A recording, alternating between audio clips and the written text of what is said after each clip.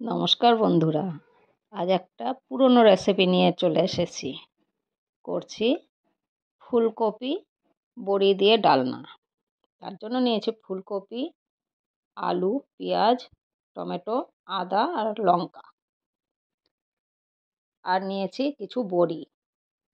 যেহেতু বড়ি দিয়ে হবে, একটা কড়াইতে তেল দিচ্ছি। সর্ষের তেল দিয়েই এটা খুব ভালো হয়।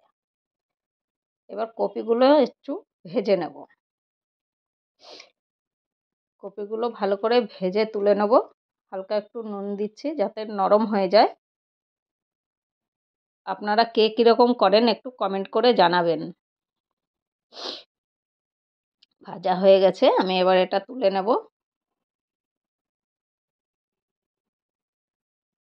এবার বড়িগুলো একটু ভেজে নেব। আপনারা কে কোথার থেকে দেখছেন দেখুন, আমার বড়িগুলো ভালো ভাজা হয়ে গেছে, লাল করে ভেজে নিয়েছি। এবার আলুগুলো ভাজবো।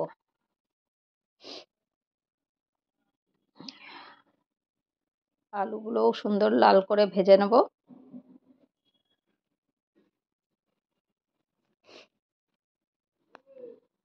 আলুতে হালকা একটু নুন দিচ্ছি যাতে তাড়াতাড়ি নরম হয়ে যায়। আপনারা কে কোথার থেকে দেখছেন, যদি আমার ইউটিউব চ্যানেল থেকে দেখেন, ইউটিউব চ্যানেলটা সাবস্ক্রাইব করবেন আর বেল আইকনটা অন করে দেবেন। আর যদি ফেসবুক থেকে দেখেন, ফেসবুকটা ফলো করে রাখবেন। আর তারপরে আপনারা কমেন্ট করলে আমি আপনাদের পরের ভিডিওতে আপনাদের ধন্যবাদ জানাতে পারবো। দেখুন আলুগুলোও ভাজা হয়ে এসছে, আমি এবার আলুগুলো তুলে নেব।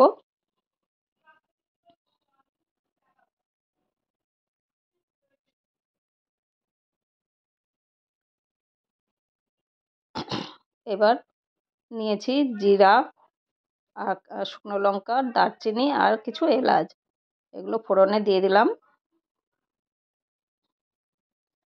ভাজা হয়ে গেছে, এবার দিলাম পেঁয়াজগুলো, কুচিয়ে রাখা পেঁয়াজগুলো দিয়ে দিচ্ছি।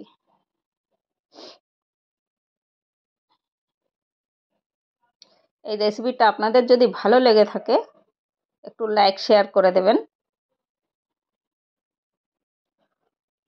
অবশ্যই আপনারা যদি পাশে থাকেন খুব ভালো লাগবে। দিলাম একটু হলুদ গুঁড়ো। এবার হালকা নুন দিয়ে দিচ্ছি। নুনটা আপনারা স্বাদ মতনই দেবেন। এতে নিয়েছি জিরার গুঁড়ো, ধনিয়া গুঁড়ো, একটু রেড চিলি পাউডার আর একটু সরষের তেল, অল্প নুন। এগুলো দিয়ে গরম জল করে একটু ভিজিয়ে রেখেছিলাম, বাটা মশলার মতো লাগবে, দিয়ে দিলাম।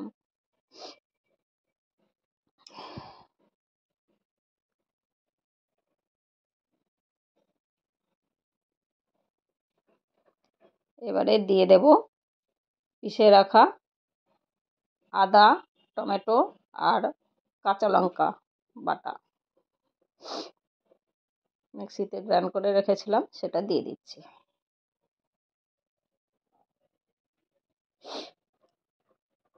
আপনারা এটা কে কীভাবে বানান আমাকে একটু কমেন্ট করে জানাবেন। অনেকেই তো অনেক রকম বানান। এবার দিয়ে দিচ্ছি আলুগুলো। আলুগুলো একটু কষিয়ে নেব, হালকা নুন দিচ্ছি। সব কিছুতেই হালকা অল্প অল্প নুন দিয়ে করলে সবগুলোতে ভালোভাবে নুনগুলো ঢুকে যায়।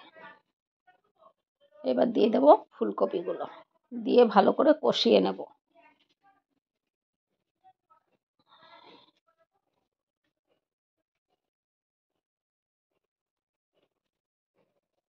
এবার ফুলকপি দিয়ে বেশি কষানো যাবে না, অল্প কষিয়েই জল দিয়ে দেব, তা নাহলে ভেঙে যাবে, গলে যাবে।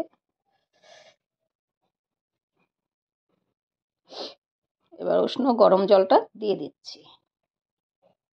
আপনারা গরম জলই দেবেন, গরম জল দিলে তরকারির স্বাদ দ্বিগুণ বেড়ে যায়। এবার এই ফুটে উঠেছে, বড়ি কটা দিয়ে দেবো, ভাজা বড়ি। এগুলো বিরুলি ডালের বড়ি আছে। এই ডালের বড়িটা খেতে খুবই ভালো লাগে, সব কিছুতেই ভালো লাগে।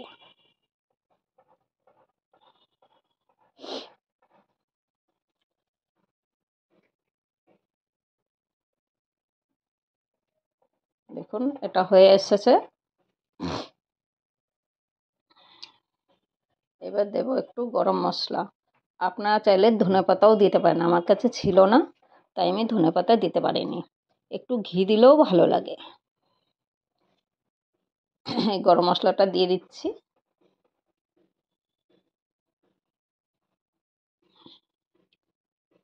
তবে আমার রেসিপিটা আপনাদের কেমন লাগলো একটু কমেন্টে অবশ্যই জানাবেন, তা নাহলে আপনাদের ধন্যবাদটা কী করে জানাবো বলুন। দেখা হবে আবার অন্য ভিডিওতে, ততক্ষণ এটাকে একটু ঢেলে নিই। গ্যাসটা বন্ধ করে দিচ্ছি। দেখুন কতটা লোভনীয় হয়েছে, খেতেও তেমনি ভীষণ স্বাদ। আগের ভিডিওতে দেখা হচ্ছে। টাটা।